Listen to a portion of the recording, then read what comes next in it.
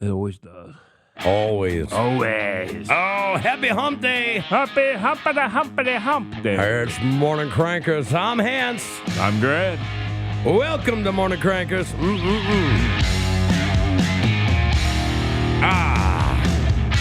Yeah. The YMCA. They got a special visitor. The CIA and aliens and soldiers and stuff like that. We're going to talk about that. A man gets his dying wish, even though it's weird. Yeah, right? How about Chupacabra? Are you into the Chupacabra? I'm not sure.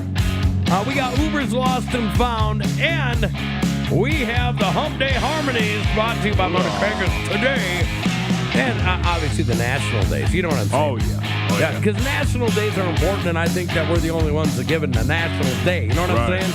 Oh, Exactly. yeah, some people. Some people. Yeah. Yeah, that's what people are thinking. They're trying to get to work, and there's a train coming. The train wreck. It's called the IRS. Yeah. You know what I'm saying? 3 big letter words on the side of that train. Yeah. For all them poor people out there that paid in way more than they should have, just know that Doza's talking about an $8,000 refund coming back to taxpayer Americans, baby. Oh, yeah. You know what I'm saying? Yeah. I'm looking forward to it. Oh, yeah. You feel that soul, brother? I do it. Man, we got some great music now. Yeah. Oh, this is, I can't say anything more. You know what I'm saying? We can. Oh, yeah. I didn't know that you headbanged. Oh, I've headbanged ever since I came out of the womb. Oh, you're a headbanger. Like, I am. you know the stories you tell me about, like, your dad yelling at you for playing Metallica, but let your sister play Michael Jackson? Yeah. Or Ace of Base. You know what I'm saying? Yeah. It's just, yeah. Happy April 23rd. Right. For all of you administrative professionals that listen to the show, dare I say, Right. happy National Administrative Professionals Day. Yeah. You know what I'm saying? It's National Lost Dog Awareness Day. I think everybody's lost a dog. Yeah. You know, I can tell you, if you drive in the country in Missouri, you see a lot of lost dogs. Almost certainly. It's National Take a Chance Day, and I think they're talking about your love life. Sounds like it. You know what I mean? Yeah. It's kind of, Yeah. there it is. That's your love life. The long and windy door. Yeah, well, I mean, most of them have been that. Anyways, it's National Take a Chance Day. I think you should take a chance, brother. I will. We're going to take a chance singing a doo-wop, boo-wop, boo-wop. Yeah, It's okay. definitely going to be a chance. Yeah, and it's a weird day for April 23rd, but it's National Picnic Day. Yeah. Nice. Usually, picnics, I don't see this early in the spring. Yeah. Am I wrong about that? I mean, usually to me, it seems late spring. a few days after Easter, you know what I mean? Yeah. We had a blast. I got to see one of my granddaughters. It was so awesome. Haven't seen her for a long time. Haven't seen my son, his wife. Good times. You know what I'm saying? Yeah. Good times. Oh, yeah. It's National Talk Like Shakespeare. Spear Shake. Is that what I was going to say? Shakespeare Day. Yeah. Yeah, can you... I can only do so much. All right, let's hear some Shakespeare. To be or not to be? That's the question, whether we'll sing this right or not today. Okay, so I'm going to do a Shakespearean offshoot. Is that okay? Go ahead. I'm going to kill you, Mom. That was Sons of Anarchy. Oh. Which was supposedly modeled after Romeo and Juliet. Right. Which is Shakespeare. So, I mean, it's got to be close, right? Yeah, or you could do take, no. Right. You know what I'm saying? That's true. Yeah, I mean, that was pretty good take impression, right? Yeah. So, yeah, it is what it is. And it's National Cherry Cheesecake Day. Huh. Now, you know me, I'm a sucker for cheesecake. Yeah. Oh, yeah. I like cheesecake any which way, form, you know what I mean? Right. Any way they make a cherry. Like, I'm going to do a different reference, but this is something that you said to somebody else, but I'm going to use cheesecake. Okay. Cheesecake is cheesecake, boy. That's right. You know what I'm saying? Exactly. Yeah. So, welcome. This show has been going pretty good. I mean, we're getting lots and lots and lots of people listening. We're getting more and more and more emails. We've got the newsletter going. If you want to check that out, go over to morningcrankers.com. Yes. Sign up for the newsletter and the cool things we're doing. Very soon, you're going to another mystery pastry store. Yeah, and hopefully we don't have to go through owners to get to. Yeah, I mean, that was a little bit different. Weird, kind of, right? Yeah. I mean, but we said we weren't going to judge, so we can't judge, right? No. Yeah, we can't. Okay. Now, we haven't done a song like this either. No. What did your buddy think about the R&B song? They liked it. That's not very convincing. Yeah, it was kind of like, it was. they liked it. They liked it. What they did is they told you they liked it even though they didn't really like it. They told me they liked it, and I always down myself over my singing again, as always, and they said that it wasn't that bad. Well, they're very nice to you. They are. Okay, well, the title of this song that we wrote is called "Can I Hold You Again, Like My Youth and My Money." Yeah. Oh, morning crankers. Oh yeah.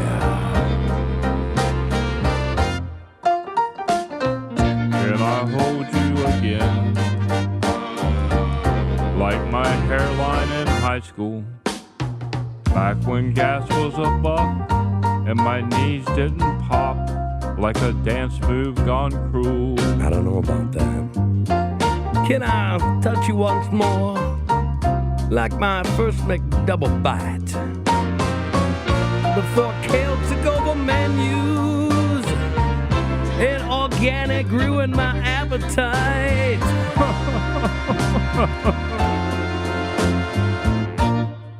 Oh, I miss my youth, and I miss my loot.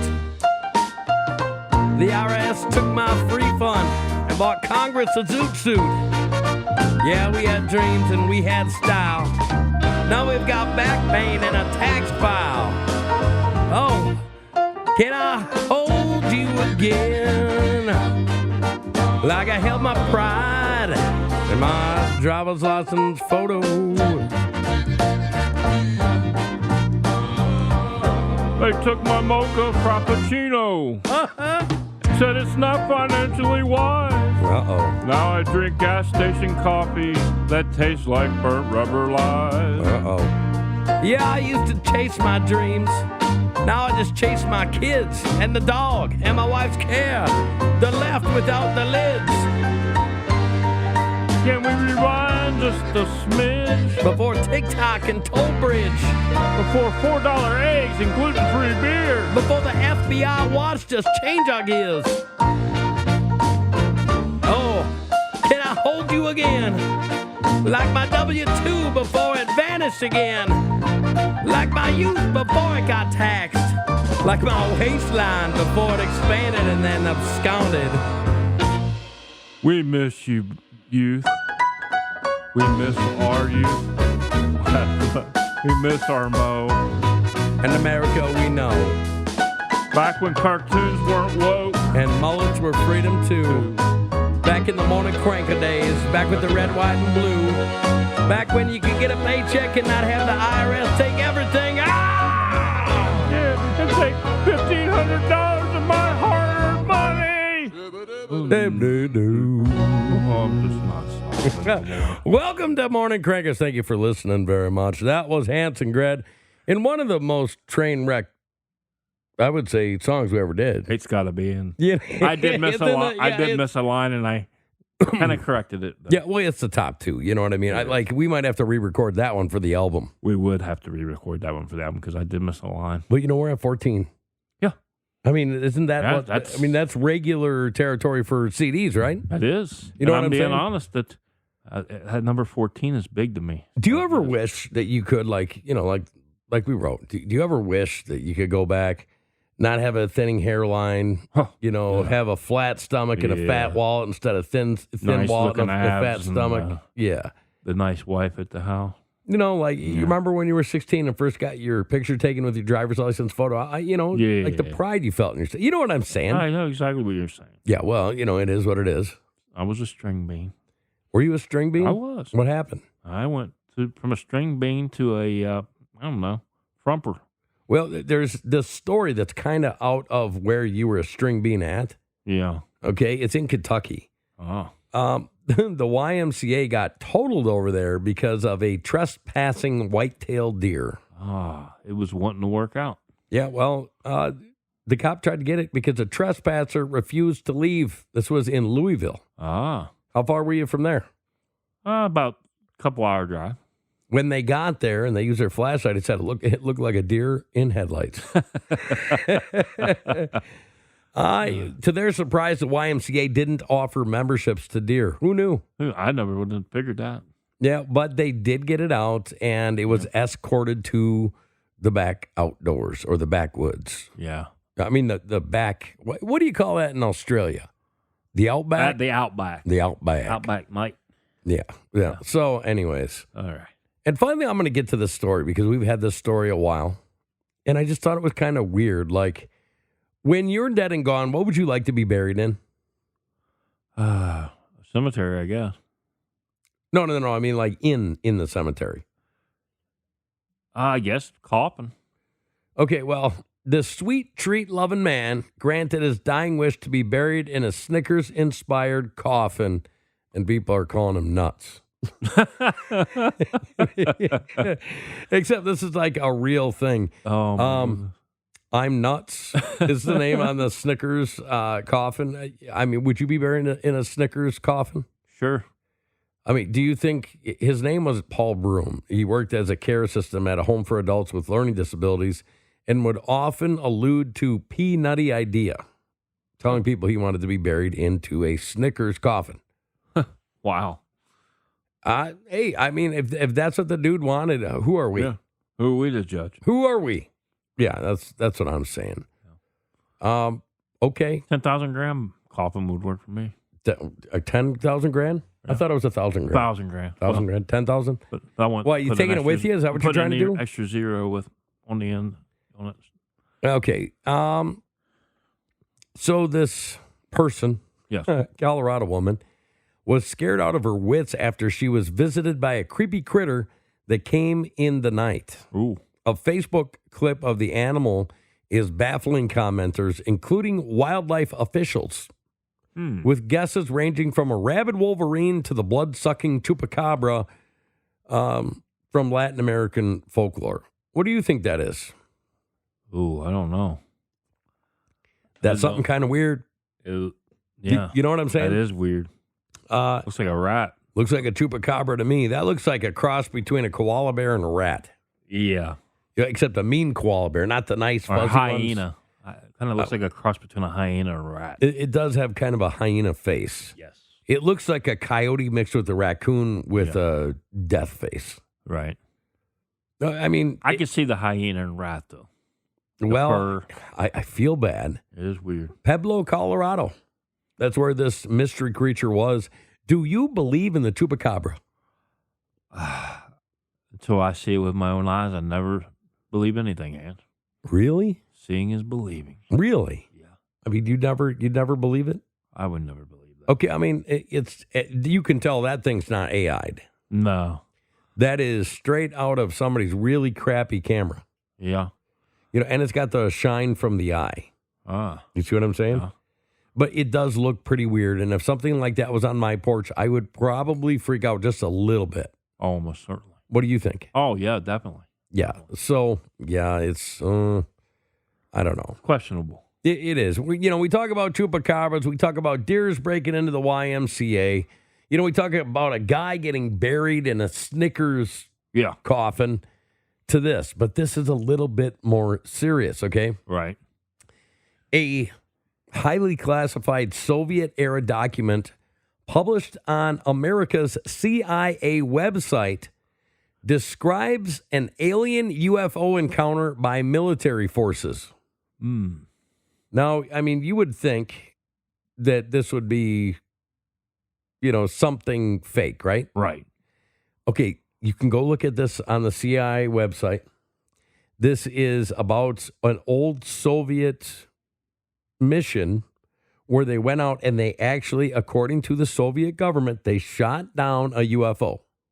Yeah. When the UFO crashed, they went to it. They were going to start collecting things, and these entities came out of the UFO, and they started melding together, okay? And then when they melded together, they shot out light, and the people, the soldiers right in front of them turned to stone. Wow. What do you think about that? I mean, do you think Fox News, half the people out there that hate Fox News are going to say, well, yeah, that just goes right with their other stuff, but, we deal with them all. Right. Fox is the same as CNN and MSNBC and CBS and blah, blah, blah. Well, I want to know what you think.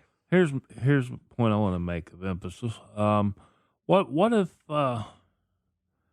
if it is real?